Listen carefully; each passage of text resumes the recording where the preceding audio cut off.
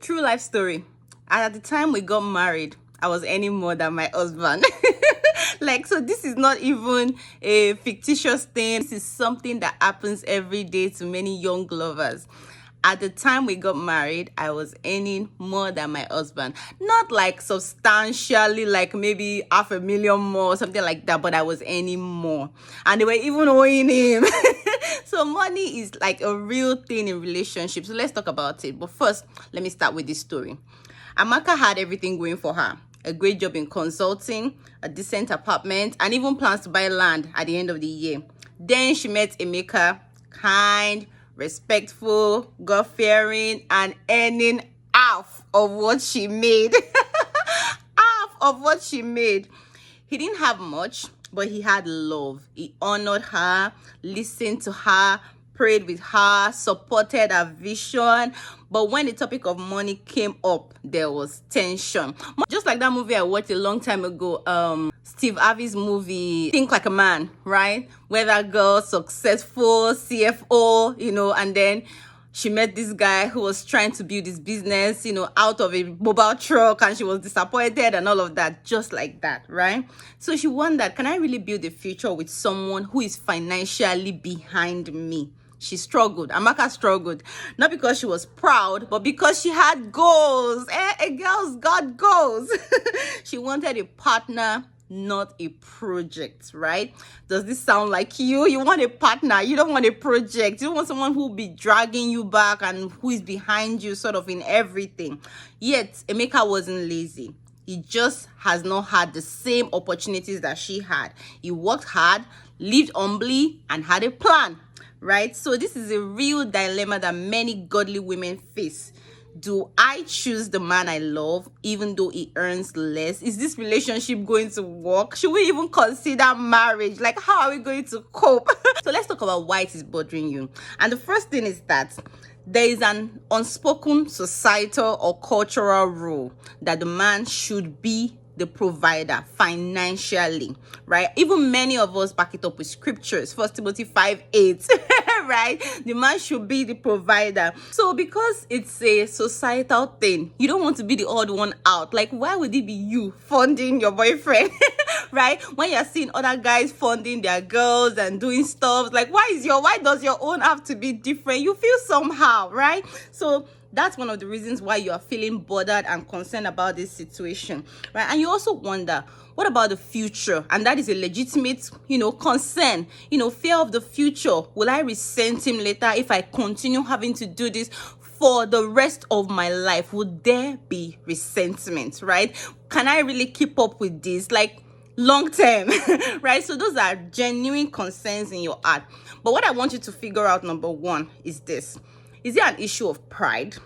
Is it fear? Or is it wisdom? Are you actually being practical that, okay, what this guy is earning is not enough for us to build a family on? Is not enough for us to sustain a home on? So you have to, first of all, sift between these three things. Is it an issue of pride? That means that the guy is actually earning a good amount, even though less than you, is earning a good amount that anybody can live on, right? But you're thinking, no, it's just not up to my standard. That is pride there. Or is it an issue of fear of the future? Like, how are we going to cope? How are we going to survive? What if I lose my job? That means you are acting based on fears. Or is it an issue of practical wisdom where you are trying to strategically figure out the situation and see how it can work really? So I'll give you some practical questions later to clarify this. So watch this video to the end. Like, this is not even a video you want to watch and stop in the middle. Like, watch it to the end and subscribe, because many good stuff on money and love is coming your way. Next, let's talk about the right mentality that you should have. So I'll go back to that scripture, 1 Timothy 5:8, that everybody quotes to say that a man must be the provider. If a man does not provide for his own household, he is worse than an infidel and he has denied the faith, right? But what does this truly mean? Yes, a man should provide, but what does provide really mean? It doesn't just mean money. It means spiritual leadership, emotional connection, financial security, vision and direction, sound decisions. As somebody who's been married for almost 9 years, I can tell you that yes, money can constitute an issue, but it is not the only issue. As a matter of fact, many men who go to work and provide money, their wives still feel unfulfilled. Why? Because they are not providing some other fundamental things, especially in a Christian home where you expect spiritual leadership, spiritual direction, vision for the family, sound decisions. If a man is providing all money and is not providing all these other things, you will still be grossly unfulfilled. A man may earn less, but protect, provide, and ensure stability for your future. And that is the honest truth. Another thing I want you to remember is that God is the ultimate provider. God is the ultimate provider. So waiting on a man or judging a man based on what he earns means that you are trusting him to be your provider, and he is not your provider.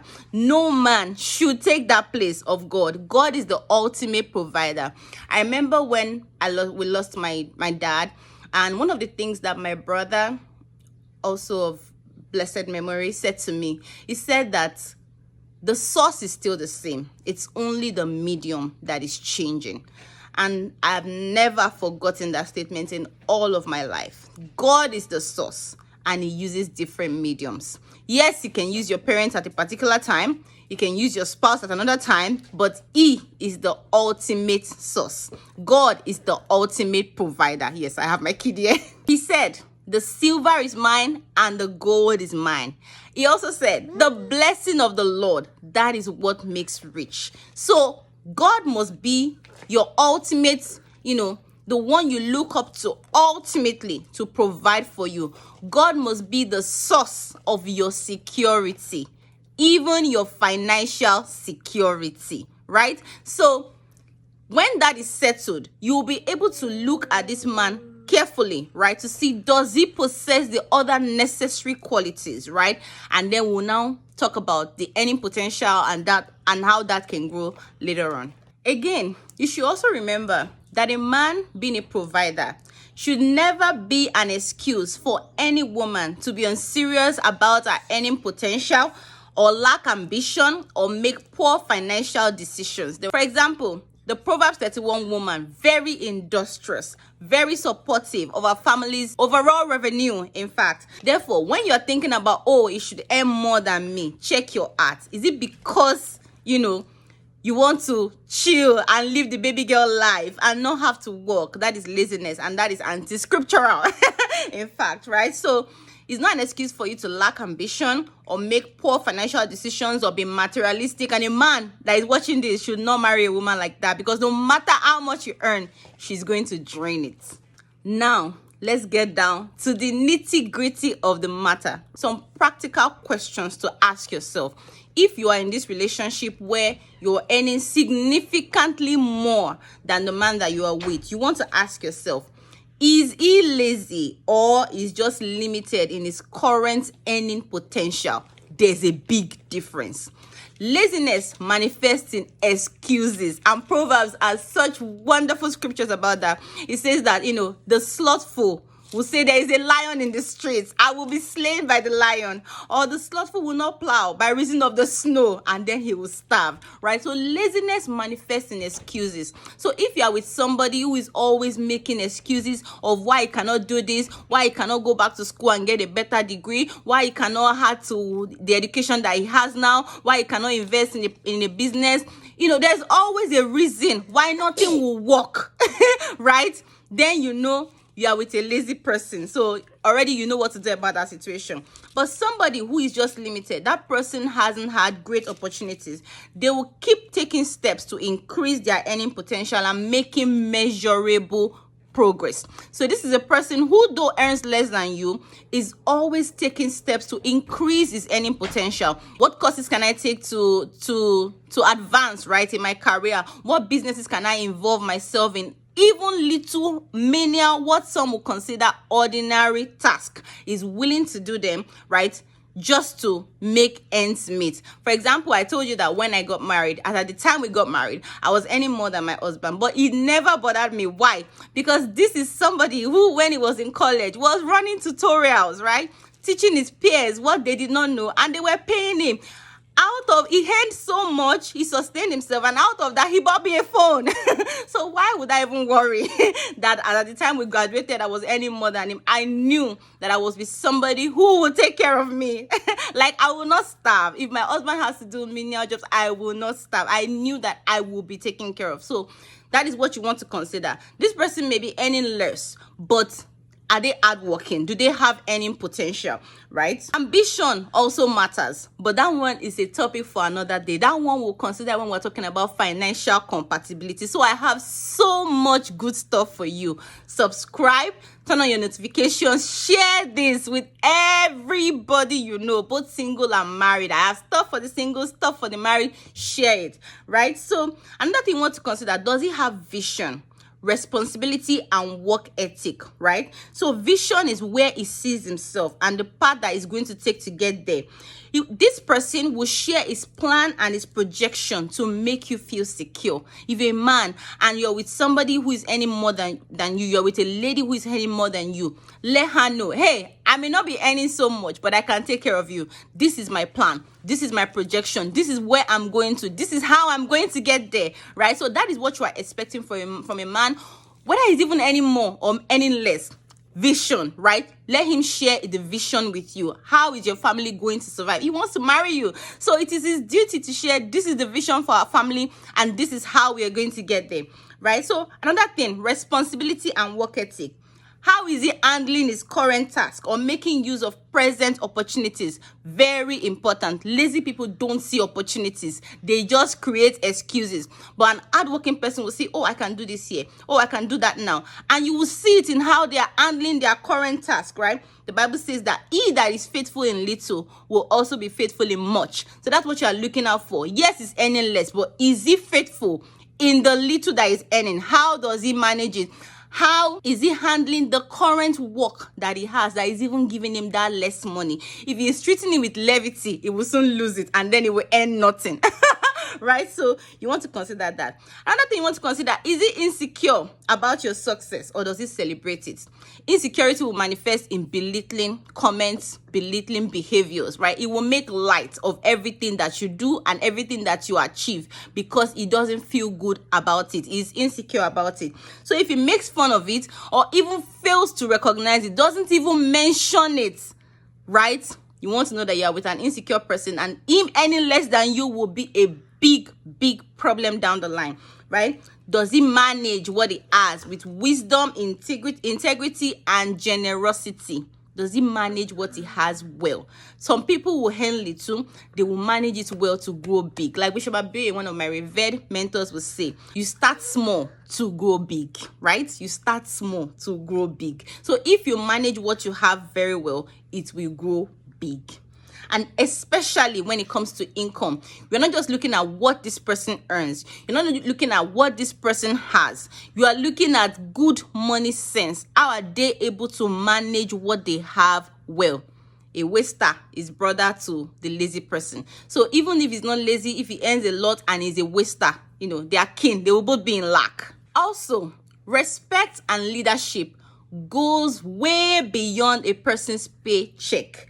Can you respect his mind, his heart, his character, his priorities, his values, right? So if you're thinking, oh, I can't submit to him because he earns less than me, I'll be the one spending, if I'm the one spending the money, I should be the one making the decisions. Hey, you might be making the money, but your decisions might not be as good as his, right? So you want to listen. If it's someone that you can listen to, who has, good sense to make wise financial decisions, who is acquiring knowledge about finances, about money, then you are secure, right? So even if you're making more, you can both build it together because he has good money sense, right? So respect and leadership goes way beyond the paycheck.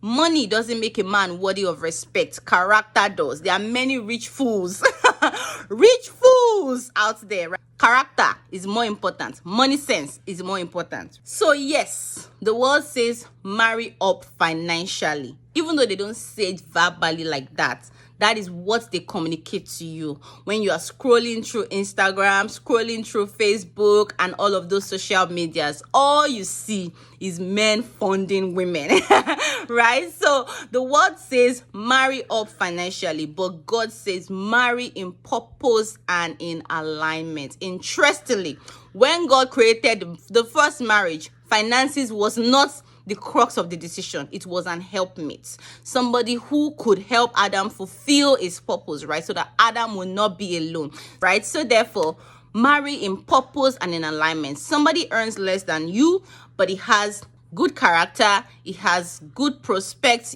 he's hardworking. You can see that he's making, measurable progress. He has a vision, he has direction, and is making measurable progress towards that. I think it is worth considering giving a second thought. Of course, you can seek for personal, counsel if you feel like your situation is just so unique.